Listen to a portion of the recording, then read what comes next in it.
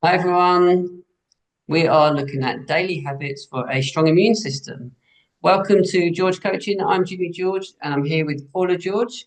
If you're new to this channel, then we'd love for you to subscribe. Just hit the subscribe button down at the bottom. Hit like if you like this video, and you can also press the bell which will notify you every time that we publicize a video. And if you're listening on audio, you can follow us on whatever platform you're listening on.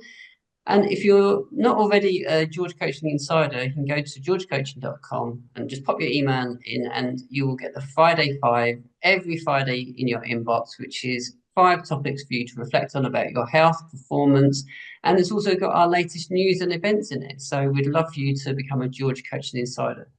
But today we are looking at healthy habits for a strong immune system.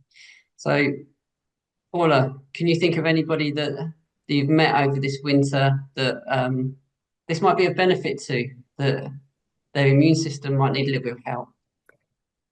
Yes, yeah, I've known people who've suffered with colds, coughs, etc. over the winter, but also, we've read in the news that hospitals there's been an uptick in people going into hospital with virus issues. So, yeah, I'm hoping we're going to be able to help some people.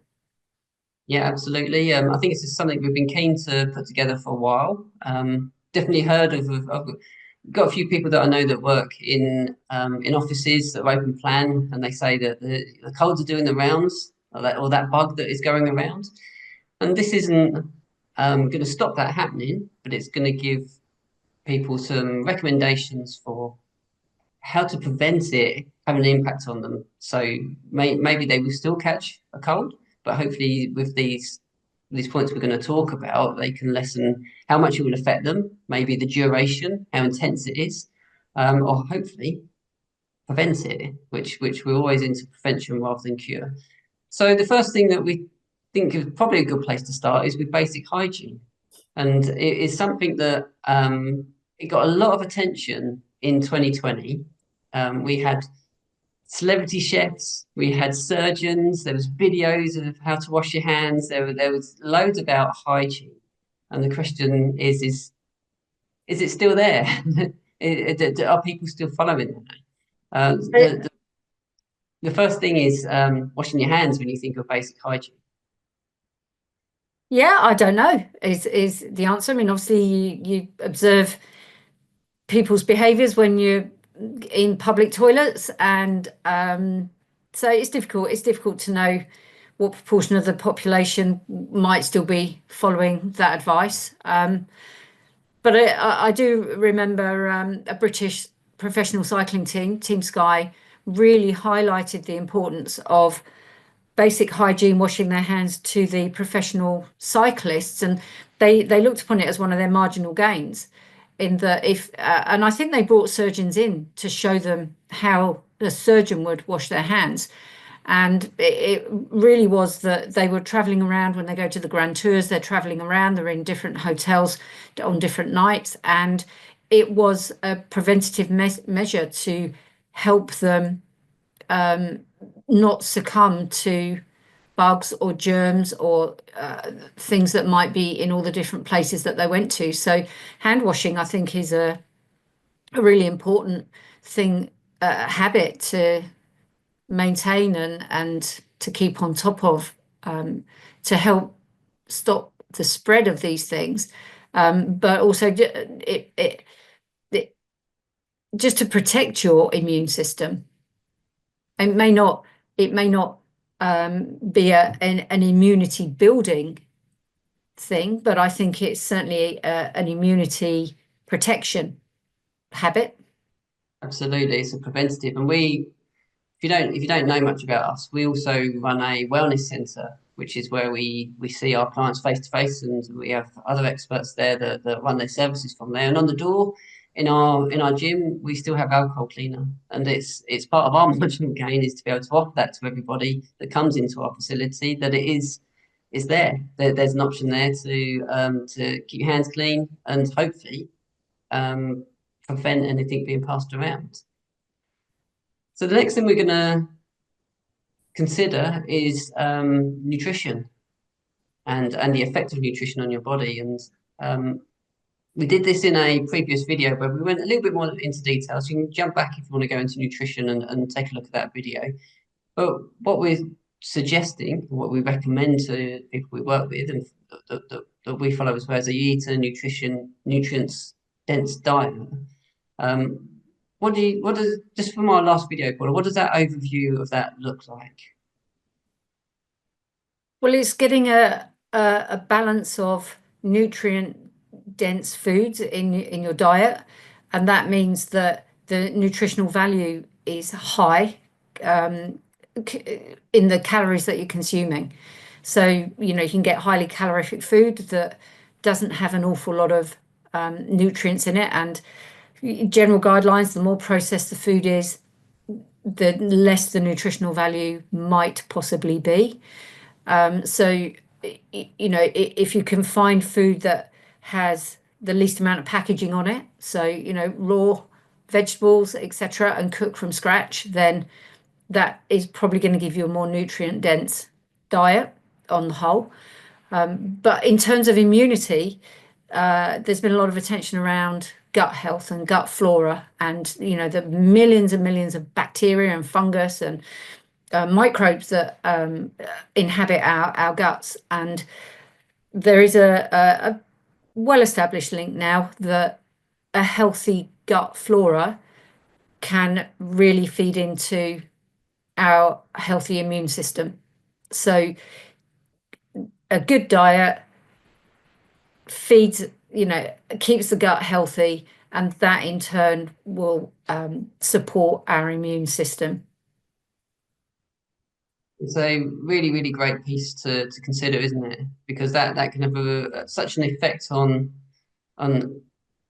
your on your immune system. The going for food that will help your digestion, it helps your guts. We know there's linked to the brain as well, so it helps that part of your immunity as well. How you're processing things with your thoughts, and if that's healthy as well, that can all help you have a strong immune system. Really, Absolutely. really great point.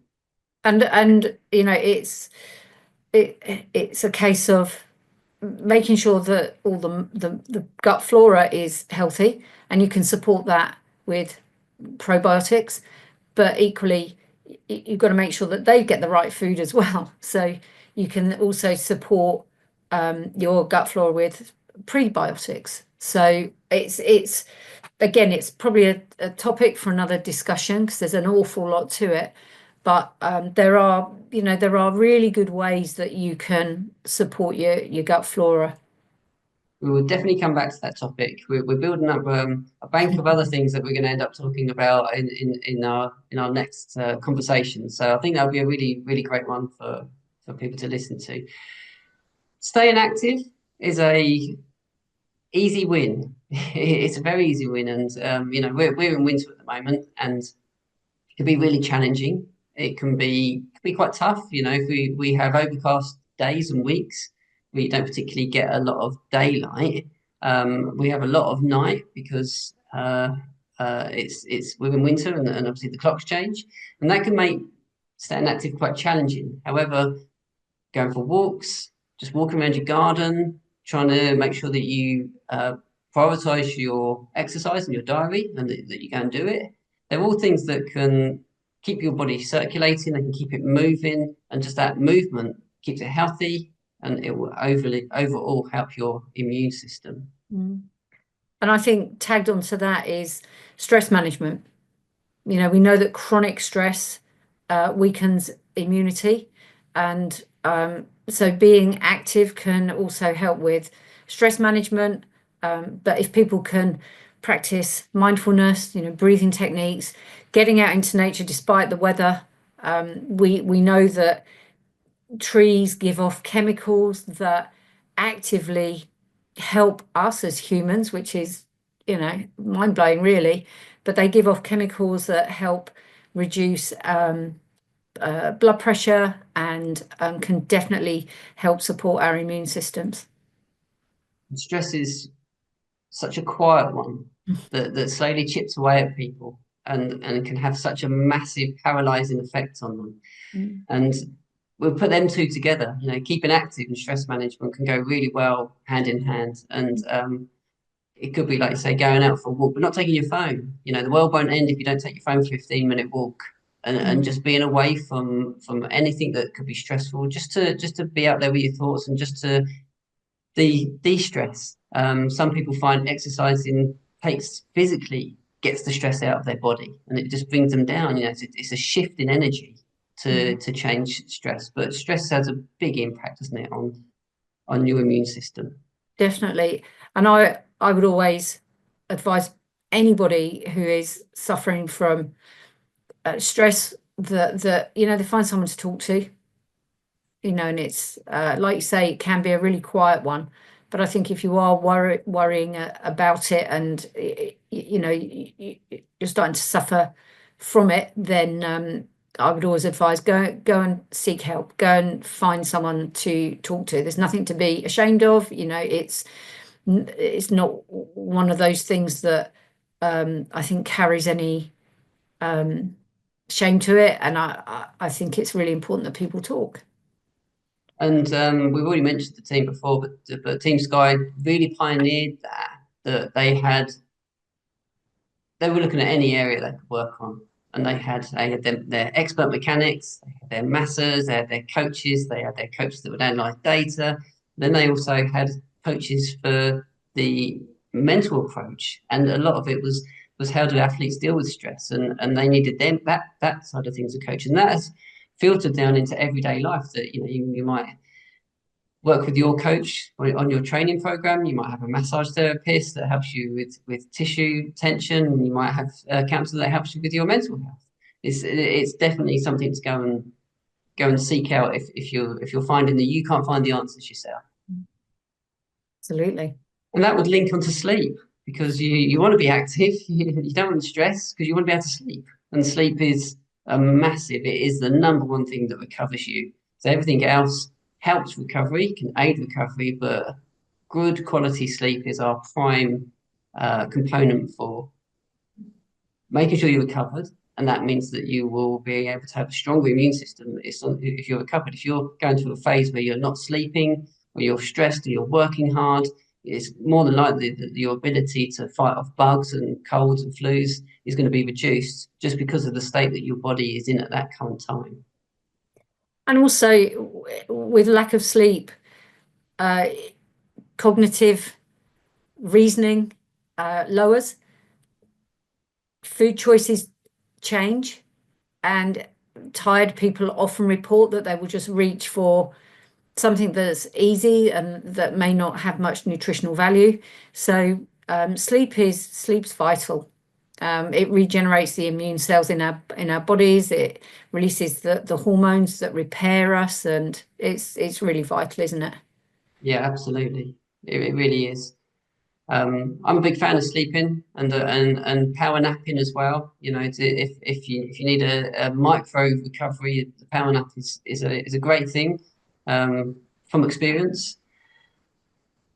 And then hydration, which again we're gonna talk about hydration a lot through a lot of our conversations, because it is so important. It's really really key to um, holding your body together with all of the other systems. It's our bodies are made of so much fluid, and we absorb so much fluid that you need to keep hydrated and keep your systems moving um, with with good quality hydration. Which again, that's going to be another video which we will talk about, is the quality of water and the effects on it, which we learned a lot about from our mentors as well, which we thank them for.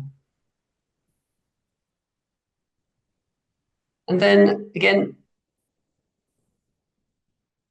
high quality pharmaceutical grade nutritional supplements, which we are big fans of. They've transformed our health as well, and they are part of your daily routine, which we offer advice on that on a personal level. So if you want some more information on what to do with nutritional support, then you can reach out to us, georgecoaching.com, and we will happily help you on an individual basis. So our final thoughts about daily habits, and hopefully all of these things are daily habits that you can consider. And if you're thinking about where to start with them, then we would recommend just start with one of them. Literally, just start with one, make it a priority, and really work on making that one thing stick into your daily routine. And if you feel as though you're covering a few of them, fantastic, well done. But then just challenge yourself and think about what else you could do to improve your daily habits, to improve your immunity. So I want to thank you for spending some time with us. Thank you for listening. And again, if you haven't subscribed or followed us, please do. And if you haven't seen us already, go to georgecoaching.com, become a George Coaching Insider, and you'll get the Friday Five every Friday in your inbox. Thank you for joining us. Thank you.